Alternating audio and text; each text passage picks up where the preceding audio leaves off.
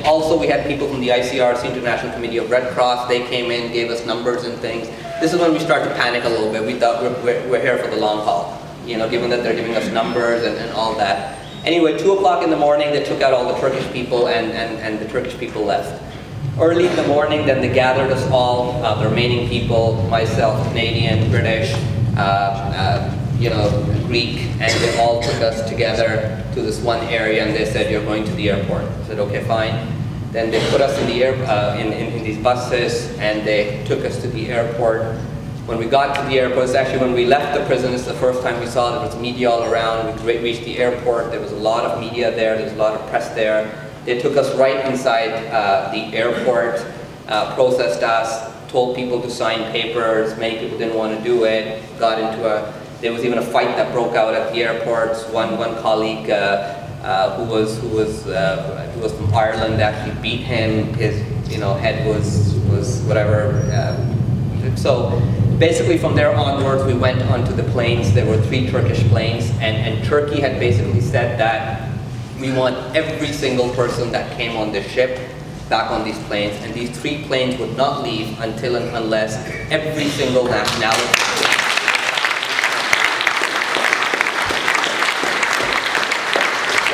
whether these people are injured, whether they're dead or they're alive, everybody has to be on these planes. So we basically sat on those planes for 12 hours until every single person came.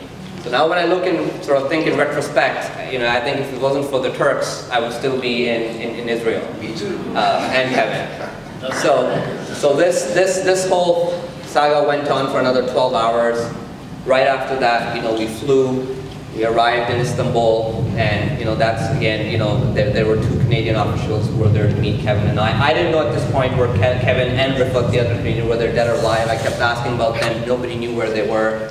But apparently, fortunately, Kevin was on the other plane.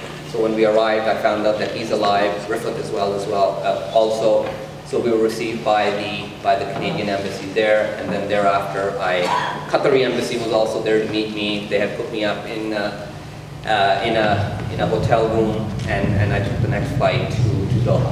Now, just very quickly, I'd like to. I've talked about the journey. When we came back, one of the things that we did is the 3 of us, we wrote to Prime Minister Harper, basically saying to him, what has happened, why were we treated like this, why did the Canadian government did not interfere or help us, or why did Canada did not condemn the attack. We never heard back from anyone, and this letter was published in these newspapers and outlets. Just talking about education, this is basically the UN Declaration of Human Rights, Article 26, that everyone has the right to education, and this is what we're promoting and pushing for as part of Al-Fakhura. This is an ongoing thing. The flotilla incident is one incident. A year and a half ago, we saw what happened at Operation Cast-Led. Close to 1,400 people were killed, 18 schools were destroyed, 200 schools were damaged, and the name of Fakhura actually comes from one of the Nerva schools that was in the center of an attack where 4 students died. So we've taken that name from there. Education, the state of education in the West Bank in Gaza is we've seen it, we've read about it, and we know what is happening to academics, to young people, where they're not allowed access to education, which is again is a very dangerous thing. The situation in Gaza right now in terms of education, classrooms are crowded, there's inadequate supplies, there are damaged schools, and children are malnourished.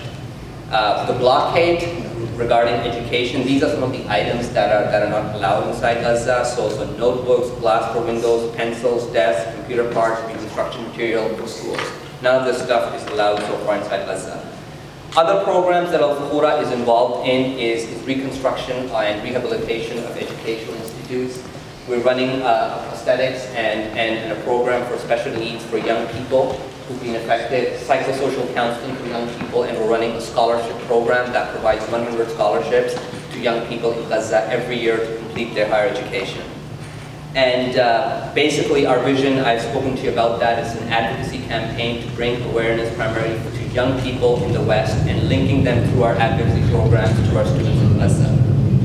If you'd like to get involved, there's information outside how you can get involved. You can go to our website, there's a section that says take action. You can link with students in Gaza, you can talk to your local MPs, you can write to your government or the Canadian government to apply pressure. And then also what we've done is we have finally, we've launched basically a Facebook campaign which is 10,000 United Against the Blockade on Gaza.